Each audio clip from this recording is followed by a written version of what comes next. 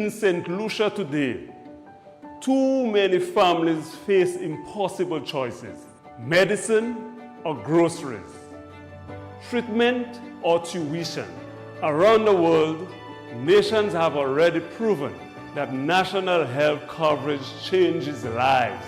The United Workers' Party will make it real here at home. National health insurance, $75,000 in coverage for every St. Lucian. No exception, no excuses. Because quality health care is not a privilege, it is your right. Save our St. Lucia. Together, we will right this wrong. Too many young St. Lucians leave school with dreams they cannot afford to chase. That ends now. The United Workers' Party will deliver free tertiary education at Sir Arthur Lewis Community College, opening doors, unlocking potential, and giving every student a fair chance to succeed. Because when our young people rise, our nation rises with them. Together we will build a smarter and stronger St. Lucia for all with free tertiary education. Save our St. Lucia.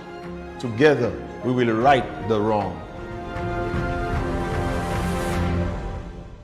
Yeah boy, we have new hospital. They keep played by my government to serve.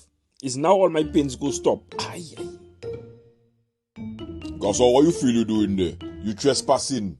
Oi, I just see the new hospital open and I need to see a doctor right away, Gasa. I'm in endless pain there. Hospital open? But how you mean? I see big opening ceremony with Prime Minister and all kind of honchos there. Even Saudi Prince Rich there. Gasa, how you mean it's open? No, brother.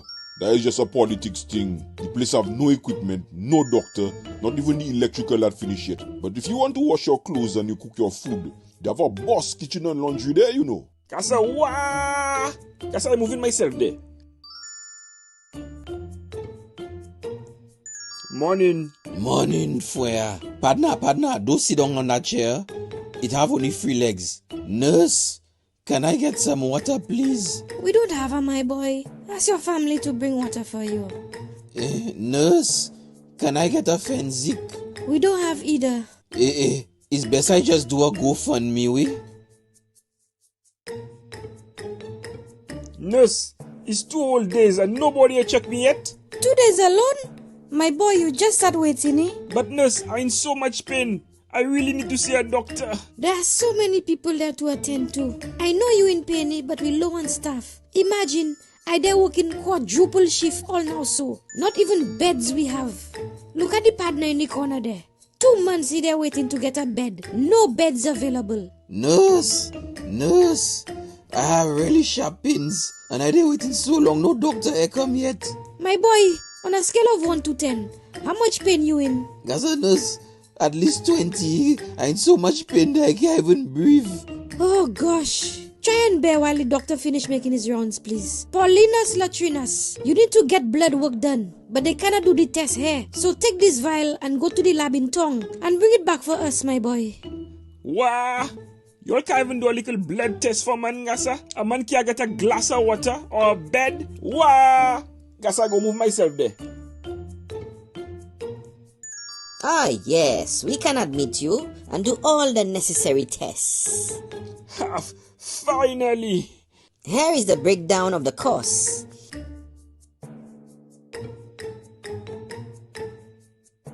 Cash or credit card, sir? Wow! You see me? I go move myself there. Man, long time no see. Gasa, what are you doing with that flabo shit on you? December 1st is elections and I voting for my health. You hear about the insurance plan Flabo want to put in? Gasa, I only paying $50 a month and all my doctor's visits, treatment, prescription, surgery, everything, Gasa. Insurance paying that? Up to $75,000 a year. And hear that, you could choose any hospital or health facility anywhere in St. Lucia to go to. Hospital, polyclinic, health center. Any health facility? Yeah, man. You just have to present your insurance card and they will admit you. And all your bills will be paid by the insurance. Wow, Cause I can't get nothing under this government. No hospital can't take care of me. Them fellas have no kind of plan at all. People have to check for themselves, making all kind of sponsor and raffle shit. All kind of fundraising like barbecue and western dance to get medical help. And check that, before them labor ministers sneeze, they flying them to Martinique while we there suffering. Cause you see me? I'm moving myself in labor. Yeah man, I voting for UWP for my health.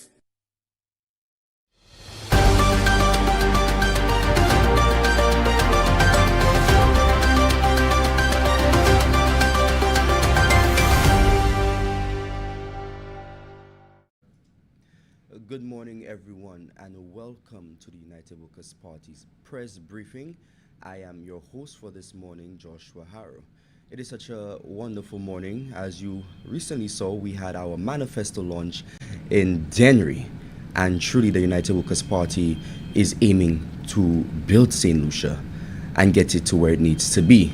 So I welcome all of you who are watching locally, regionally, and internationally. Thank you for tuning in. Now, before we get into our mainstream event this morning, we have a press statement from the United Workers' Party that I would like to read.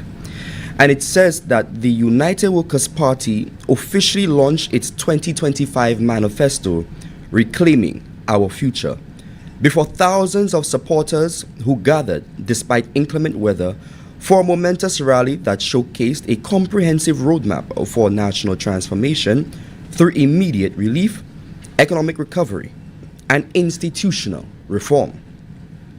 The evening reached a powerful crescendo when former party leaders Ezekiel Joseph and Dr. Gail Rigobert took to the stage in a historical show of unity that electrified the crowd. Their commanding presence and unwavering endorsement of the party's 2025 vision sent an unmistakable message to the nation that the United Workers' Party stands united, resolute, and ready to lead. The endorsements from these respected former leaders represent a bridge between the party's proud legacy and its bold future, underscoring a collective commitment to place service above self. It was a moment that transcended politics and spoke to deeper values of unity, continuity, and shared purpose in the mission to reclaim St. Lucia's future. The manifesto launch follows the earlier releases of our Save Our St. Lucia, or SOS, and Youth SOS programs. The 7 SOS measurements include the removal of the 2.5 health and security levy, fuel price reduction, free tertiary education for Sir Arthur Lewis Community College, reintroduction of border control with expanded K9 units, pensions for banana farmers, and national health insurance. Our hospitals and wellness centers are not weak because our doctors and nurses lack skill. They're weak because the system depends on yearly budget scraps that go up and down with the economy, declared political leader Alan Shastney. National health insurance finally creates a stable, fair, and reliable way to fund our healthcare system, so every St. Lucian gets the healthcare they need every year. Healthcare is not a luxury for those who can afford to fly to Martinique. In a landmark announcement, Guy Joseph unveiled the UWP's detailed support package for teachers in the Seventh-day Adventist school system, recognizing their vital but often overlooked contribution to national education. The policy framework addresses decades of disparity and includes salary parity with public school teachers at equivalent qualification levels, access to the same pension and benefit schemes available to government educators, professional development grants for further education and skill training, and formal recognition within the national education framework. The United Workers' Party announced sweeping reforms for police officers, healthcare workers, firefighters, and other protective service personnel, including restoration of the retirement age to 55 years, reversed from the current 65 years, one-time gratuity payment upon retirement at 55 with full pension at 65, education and skill-based allowances recognizing professional development for police officers.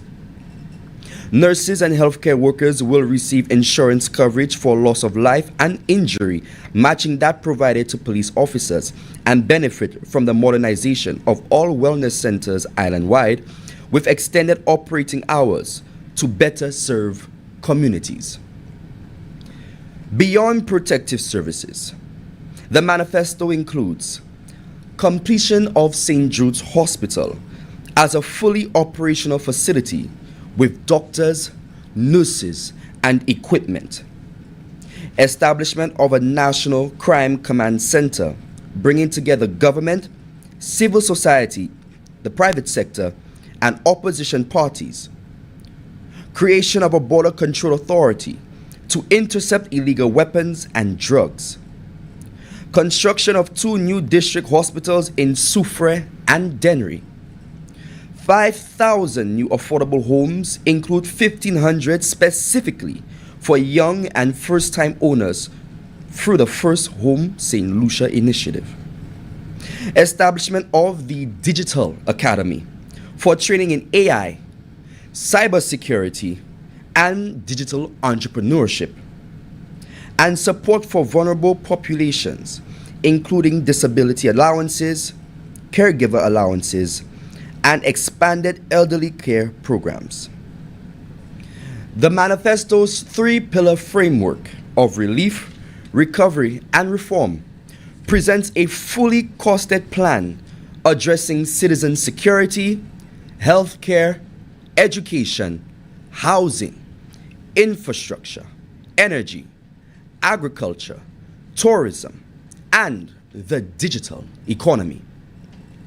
Funding will come from fixing the tax system to make it simple and fair, bringing the informal economy into the light, developing new dynamic growth sectors, cutting wasteful expenditure, improving procurement efficiency, igniting economic activity through increased consumer spending power, and directing CIP money to the people for whom it was intended. Ladies and gentlemen, that is a press statement from the United Workers' Party based on the manifesto and plans released on Sunday in Dennery. Ladies and gentlemen, as we dive deeper into this discussion, we have 2 of our fantastic candidates here with us this morning. We have Mr. Calix Xavier. You also know him as Kakal. And we have Mr. Titus Preville. You also know him as the Lion of Babono. So, as we speak, I would like to welcome the United Workers' Party's endorsed candidate for Vieux-Fort North, I should say the next parliamentary representative for Vieux-Fort North, Mr. Calix Xavier, better known as Kakal.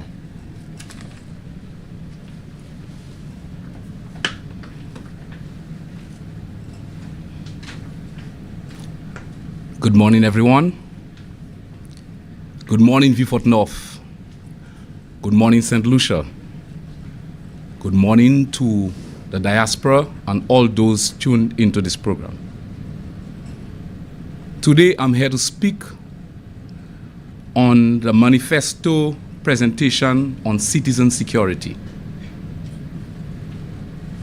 My fellow St. Lucians, let me speak plainly. The safety of our citizens is the number 1 responsibility of any government. Without safety, there is no peace. Without peace, there is no prosperity. And without prosperity, our freedoms, our hopes, our dreams stand on shaky grounds.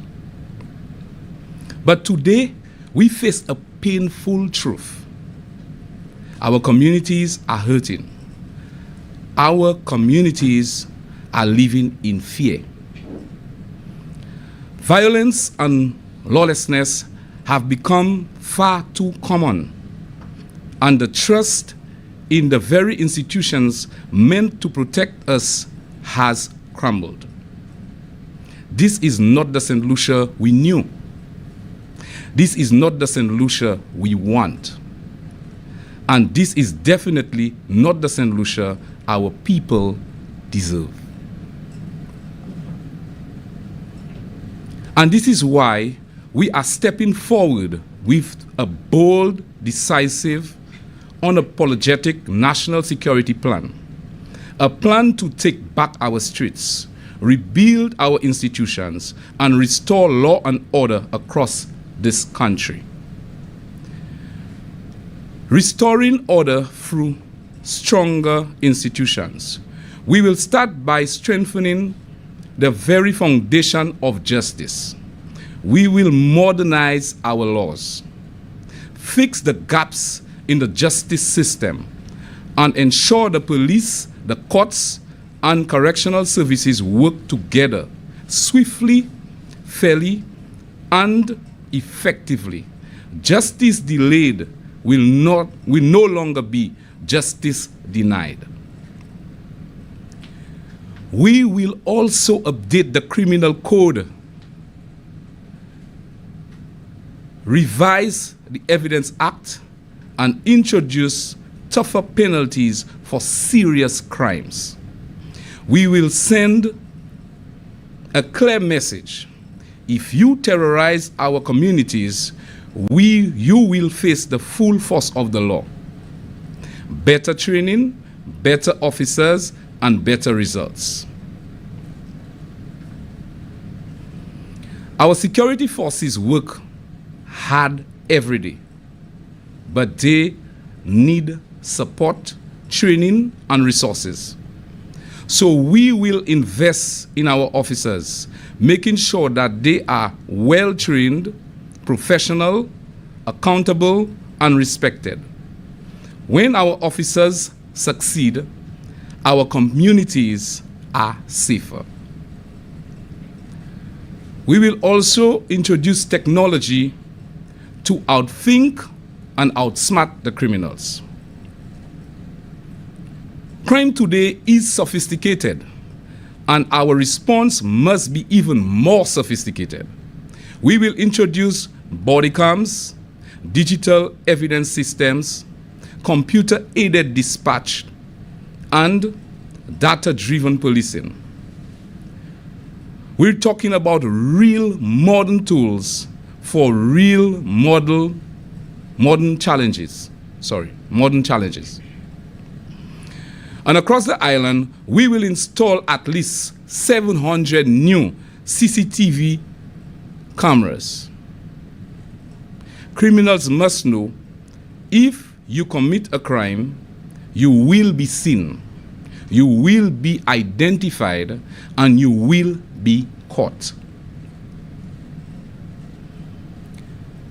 Powerful institutional reforms. We will not patch the system. We will rebuild it.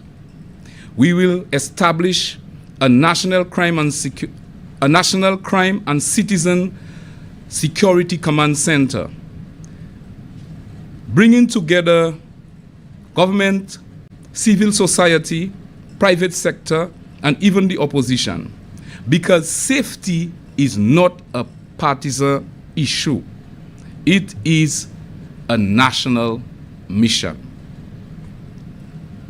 And what we've been speaking about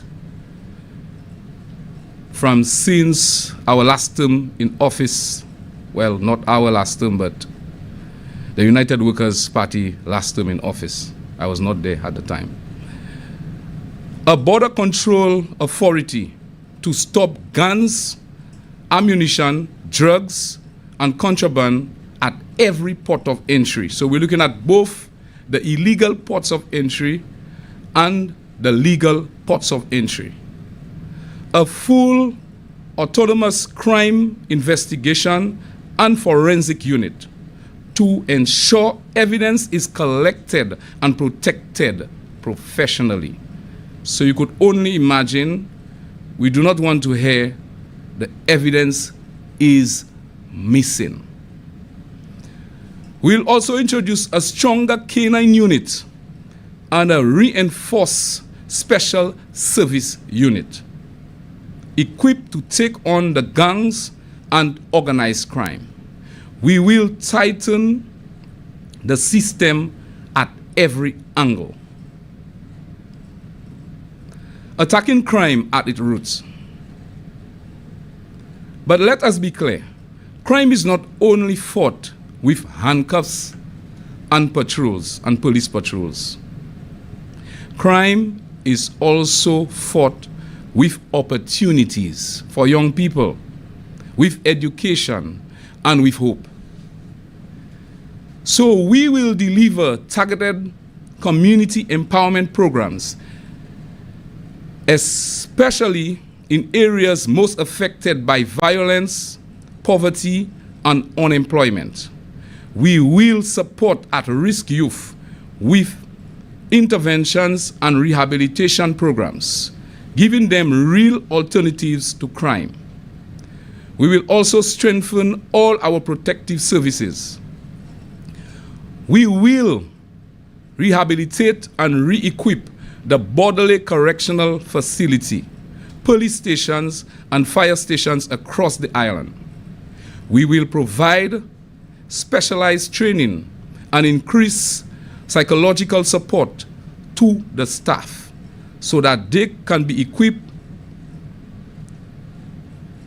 technically and psychologically to effectively execute their duties and responsibilities. This is very important. Up to a day like today, we do not have a counselor for police officers. So this is very important. I just left, and I can tell you, going on a scene, witnessing persons who are deceased on the ground through gunshots, through the brain, it's nothing easy going back to your home. So this is really nice from the United Workers' Party. I applaud them. And I think the police officers will embrace this initiative. Respecting and reward those who deserve who deserve. Let me say it loudly and clearly. Our protective services deserve respect. They deserve support, and they deserve fair reward. So what would happen? We will introduce education and skill-based allowances. Wonderful. Provide overtime payment for officers up to the rank of inspector. Reinstate the provision for pension benefits after 20 years. We will do that. Thank you, thank you, thank you, United Workers' Party. I just left, and I couldn't imagine a 65-year-old police officer wrestling with a young man, taking him down to the police station. So 55 is the cutoff point, and after 20 years service, you are entitled to a gratuity and pension. Offer ex gratia retirement payments. Supply proper uniforms, durable footwear, and protective gear. This is very important because I was in the police force about 6 months ago, and when we asked for certain kit items, they were not available at the storeroom. Ensure firearm licensing eligibility for officers who are trained, qualified, and are in good standing. What we found was many police officers who are trained would come into the police station on duty, get a GI, which is a government-issued firearm, and when they go through the entire day, sometimes they get many encounters with certain characters. They have to bring back the firearm at the police station and walk to their homes without any protection. This we want to change. As we demand more from our officers, so we must give them more, because they are the backbone of our national security efforts.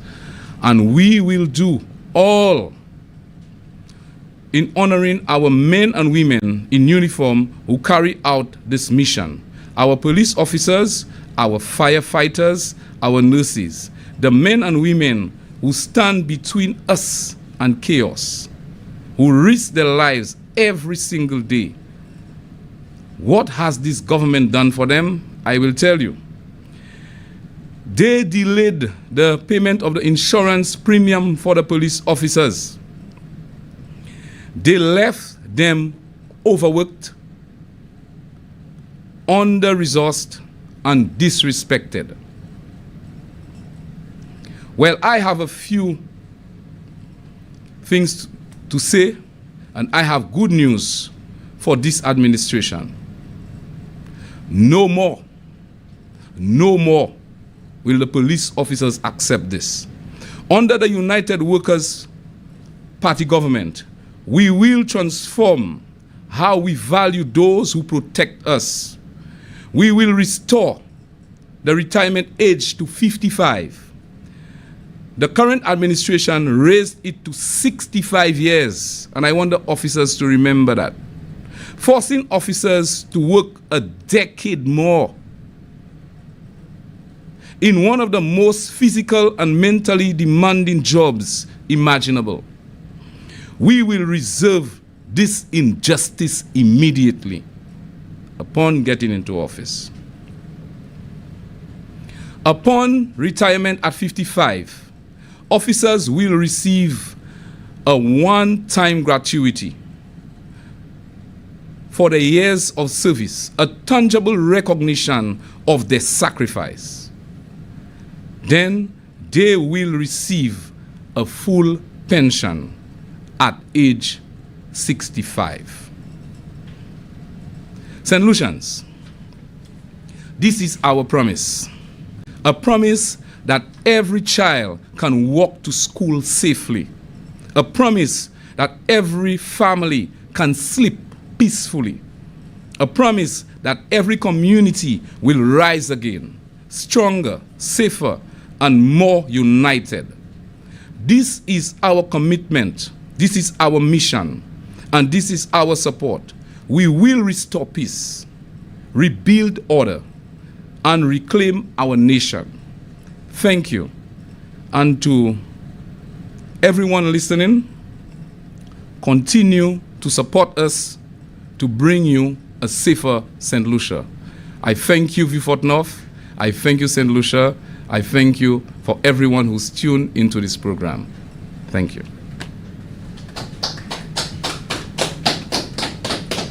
Thank you, Mr. Xavier, also known as Kakal. Very powerful statements for the United Workers' Party candidate for Vieux-Fort North, as security is a high priority for the United Workers' Party. And remember, yellow is the code.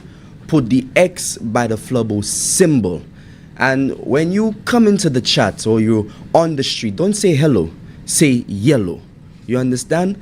Or if you want to do the long form, say yellow is the code. So I'm going to bring forth our next speaker, the candidate for Babono for the United Workers' Party. He is known as the Lion of Babono. I welcome Mr. Titus Preville to address you this morning.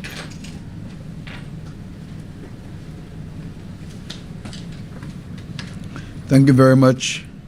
And let me this morning say good morning to all the constituents of Babono, and also to all the people of St. Lucia here and in the diaspora who have been following this campaign, this political campaign, and who would have by now seen the clear difference between the United Workers' Party and the St. Lucia Labour Party as we approach the development of our country and the development, more importantly, of the people of our country.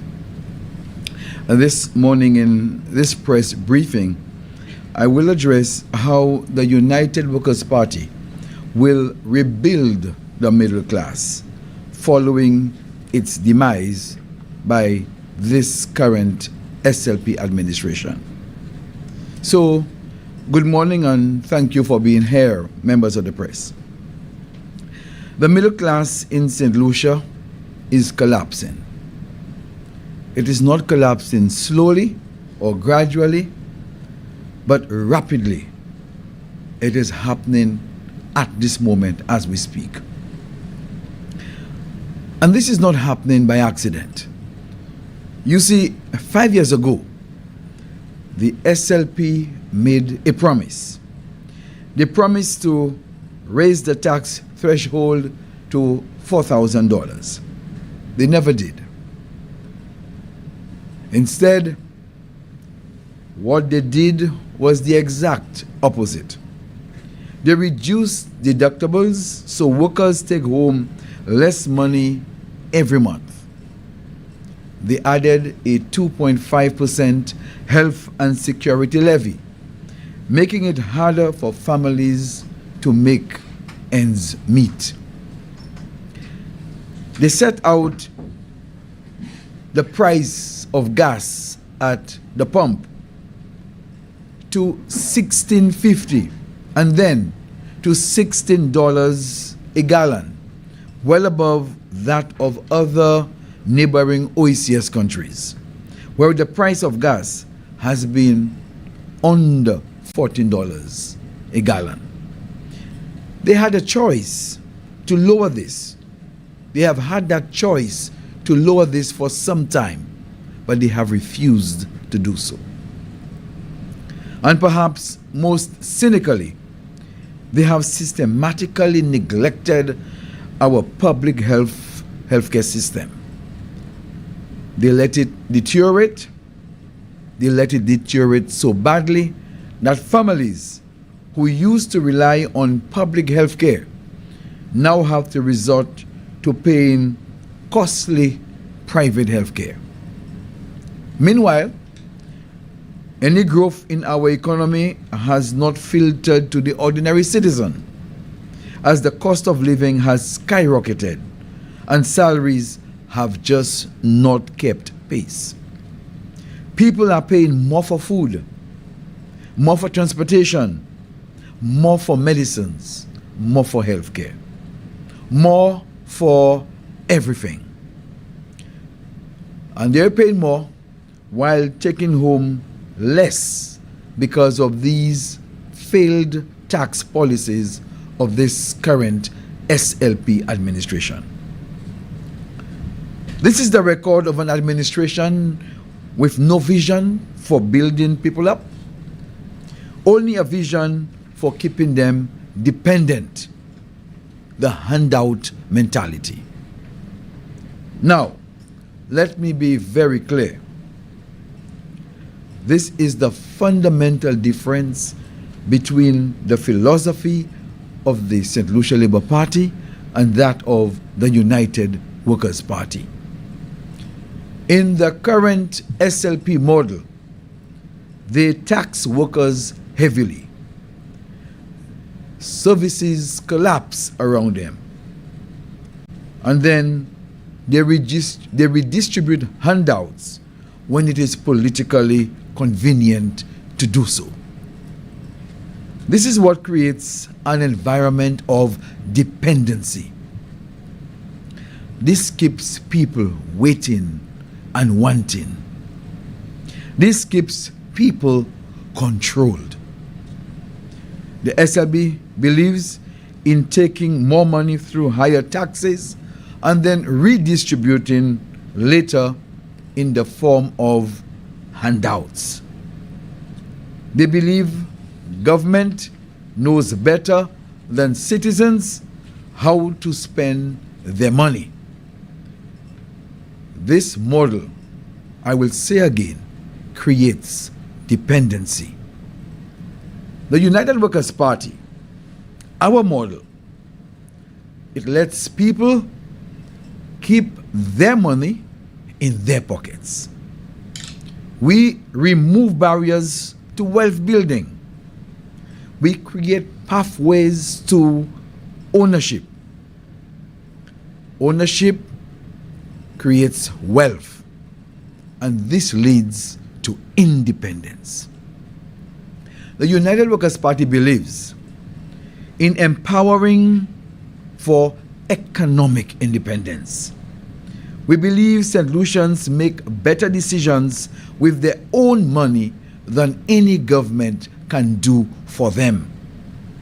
We believe in transparency and accountability.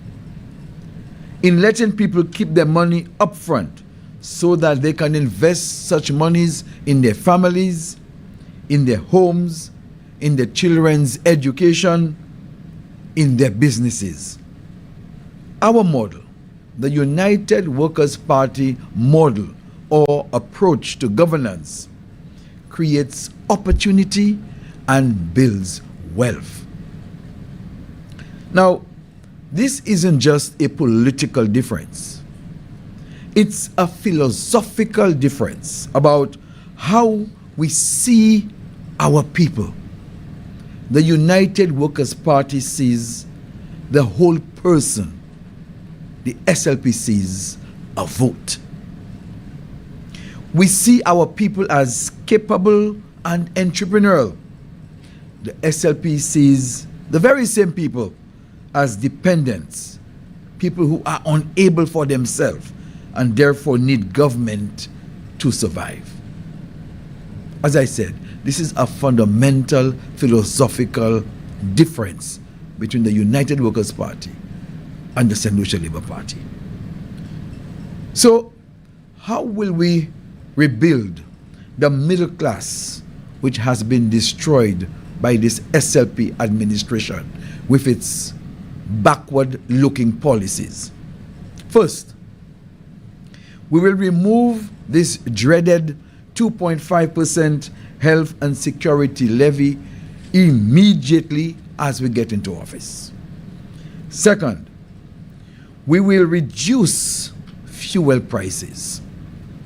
Third, we will remove the payment of the dredging fee that has been applied to persons living in the south of the country who have not been benefiting directly from the waters generated through the Roseau Dam. And therefore, this dredging fee, we believe, the burden of its payment should be with respect to those who are the direct beneficiaries of the services of the Roseau Dam. Therefore, the residents in the south who typically do not benefit from water from the Roseau Dam, that dredging fee will no longer be applicable to you. Now, these actions alone mean that families get to keep more of the income for their mortgages, for paying school fees, and making investments to make their businesses and families' incomes grow. But what I have just outlined there is just relief. And relief isn't enough. We need to build wealth in this country. So, here is our approach. First of all, home ownership. We recognize that home ownership is the defining characteristic of the middle class because it converts consumption or consumption spending into asset accumulation. A family paying $3,000 monthly in rent is consuming housing. A family paying $2,500 monthly in a mortgage is acquiring an asset. After 10 years, the renting family has pretty much nothing to show. However, the family who has been paying towards a mortgage would have built equity in that asset, which would now, after 10 years, be worth an additional thousands of dollars. You see, what we do know is that the barrier to home ownership for many of our people isn't the mortgage payment as such. Banks will always approve persons who have a stable income. The barrier really has been in the deposit that ought to be made upfront, typically anywhere between 10 and 20% of the purchase price of that property. And this 10 to 20% is the amount which working families typically cannot save while paying a rent and managing the day-to-day living expenses. So, the United Workers' Party solution, a mortgage deposit guarantee plan. Through that mortgage deposit guarantee plan, we will introduce this system which will work with our financial institutions in a manner where we will back the mortgages for qualified first-time household owners or first-time buyers of land or house and land. Now, what this does is it shifts the risk. It shifts the risk assessment, allowing the banks to approve mortgages for families who can service the debt but lack the deposit capital. Now, some will say that from time to time, the financial institutions offer 100% financing, but these are promotions. And with these 100% financing, typically the financial institution will charge a higher interest rate because of the perceived higher risk. And these higher interest rates over time, over the life of the loan in repayment, amounts to thousands of dollars, extra dollars paid by the families, which could have gone into other areas of investment, etc. So, the mortgage deposit guarantee plan will pave the way for those first-time house owners or homeowners who would not have that ready deposit capital. It will pave the way for them to commence the ownership of their home, typically at a much earlier stage in their lives, thereby giving them the opportunity to pay their mortgages long before retirement. This will also cause an injection of capital in the economy through the construction sector, thereby creating jobs, putting money in circulation, and impacting the rest of the economy. You know, we will also eliminate in this process the vendor's tax and stamp duty on these transactions for these first-time homeowners. Now, the vendor's tax and stamp duty, these are transactions costs that add thousands of dollars to the purchase price, and this sometimes often prevent the deal with the financial institution from being finalized even after the mortgage has been approved.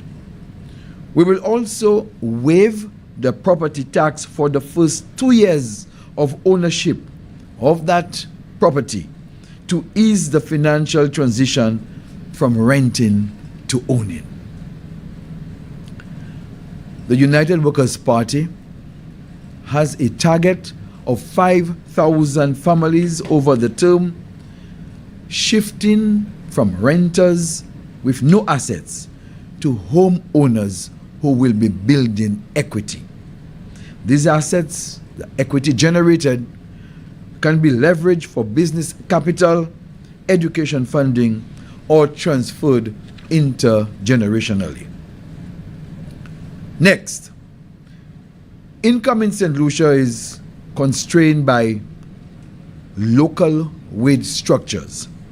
What a skilled worker earns here in St. Lucia is limited to what the employers pay. However, the digital economy breaks the constraint of working in a fixed geographical location. And therefore, the United Workers' Party understands this and will introduce a digital academy which will create a pathway for workers in St. Lucia to remain physically in St. Lucia, but to be engaged and employed internationally. This digital academy that we propose to establish, this institution will offer certification programs in coding languages, artificial intelligence applications, cybersecurity protocols, data analytics, and digital entrepreneurship. Now, these would not be introductory courses.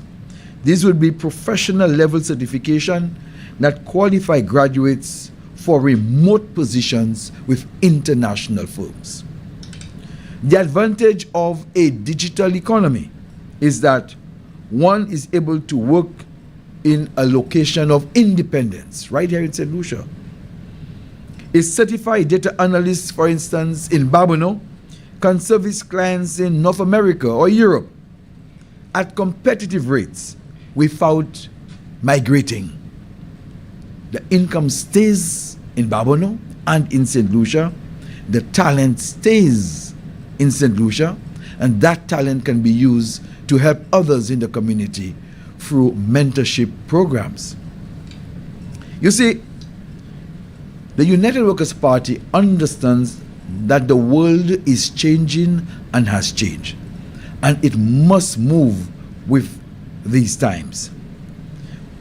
We will therefore negotiate with internet service providers to reduce the cost of residential access, removing the barrier of expensive connectivity that currently limits participation in the digital economy and the platform economy. The model creates income opportunities that do not require physical infrastructure beyond a reliable internet access. For our skilled trades, we talk about electricians, plumbers, mechanics, welders, carpenters, etc. We will invest in advanced technical education in modern systems, for instance, hybrid and electric vehicle technology for mechanics, smart home systems for electricians, advanced welding techniques, modern building methods for our carpenters. Our high-skilled tradespeople, we know, command higher income. They can also access regional markets where these skills are in demand and pay premiums. Or they may choose to leverage their advanced skills to establish their own businesses with their competitive advantages.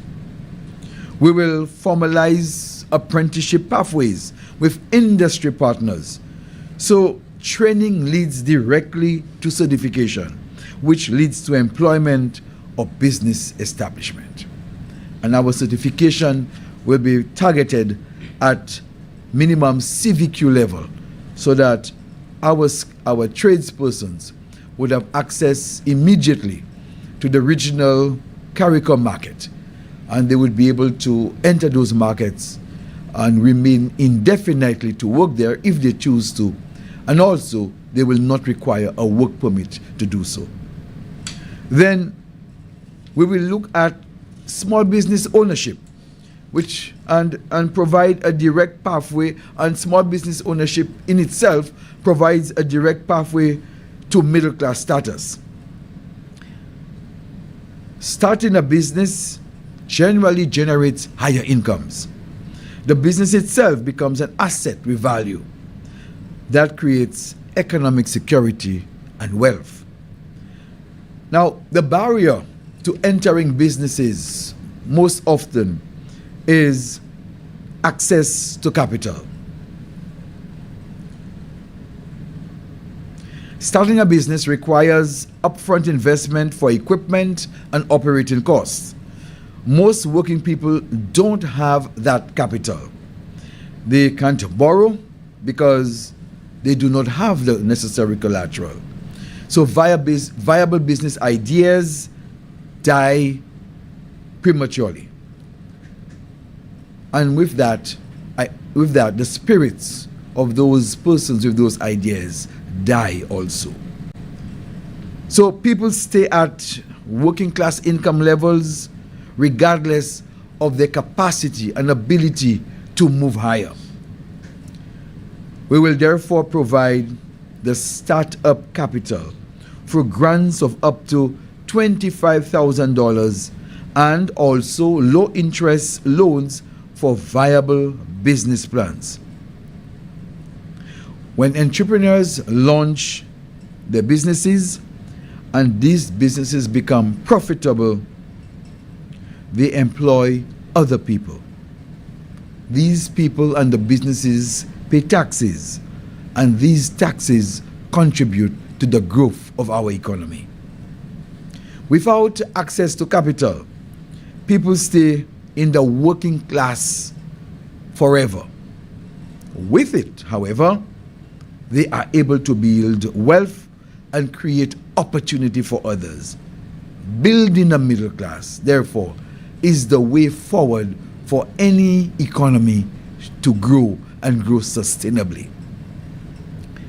We will also introduce a Cultural Development and Creative Industries Act that formally designates the creative economy as a priority, with the legal framework and institutional support, including grants of up to $25,000 for artists with creative and creative entrepreneurs with viable commercial projects.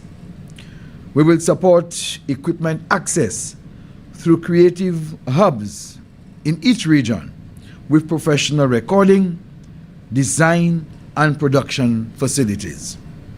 We will also provide business support for creative professionals to monetize their work. The global creative economy generates billions of dollars annually. St. Lucia has talent. I see that in Babonneau. I see that in other communities in St. Lucia. What's missing is the infrastructure, the capital, the formal recognition.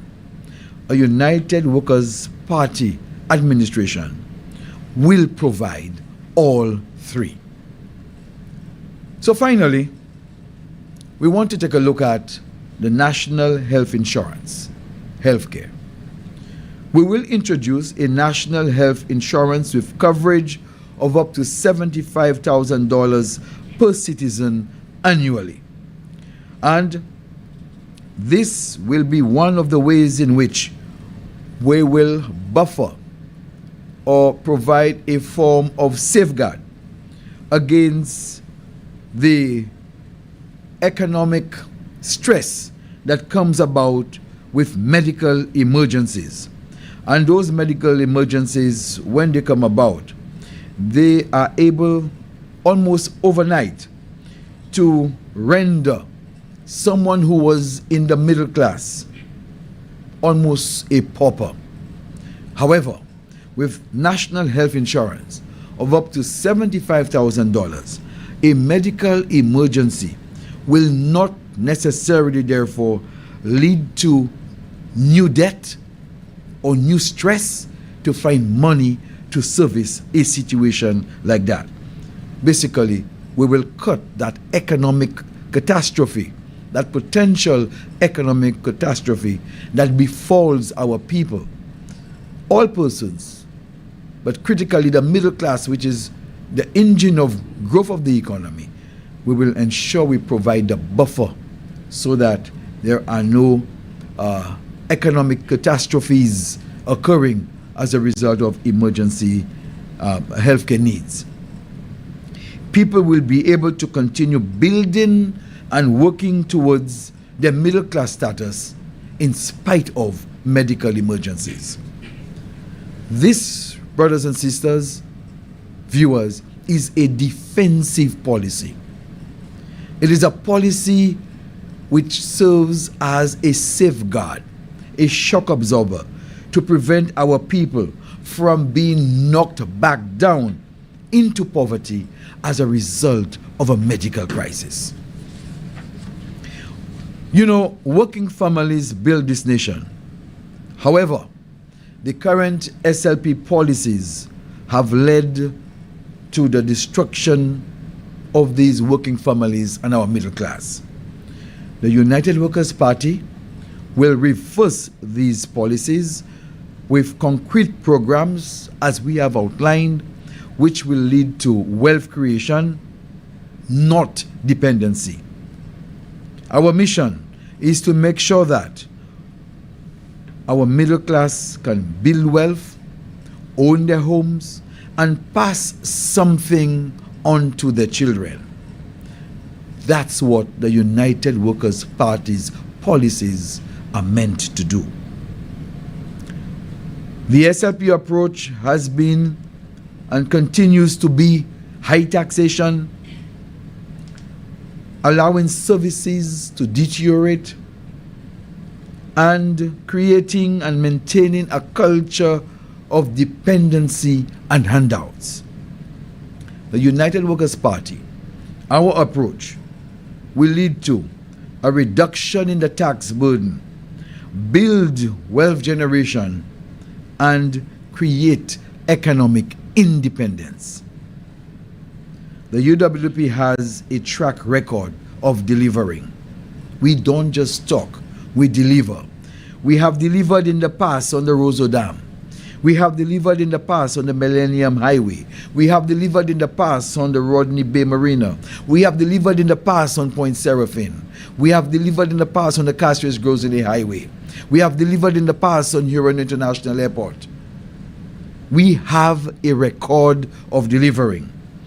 And in most recent times, we have delivered on economic growth, infrastructure development. You will recall when they say that people don't need roads, but we were building the communication and transportation infrastructure in St. Lucia. We have a record of building healthcare. And everyone will remember the United Workers' Party, when last in government, delivered on a sound management of a global pandemic, the COVID-19. And we delivered in managing this crisis in a manner that the global community itself recognized how we handled that situation. So the United Workers' Party does not just speak.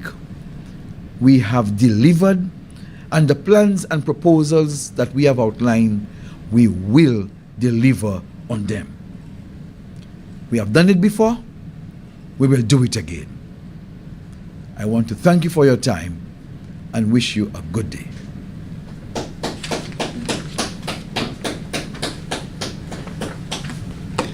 Thank you, Mr. Titus Previll. I like to say that is the next parliamentary representative for the constituency of Babonneau.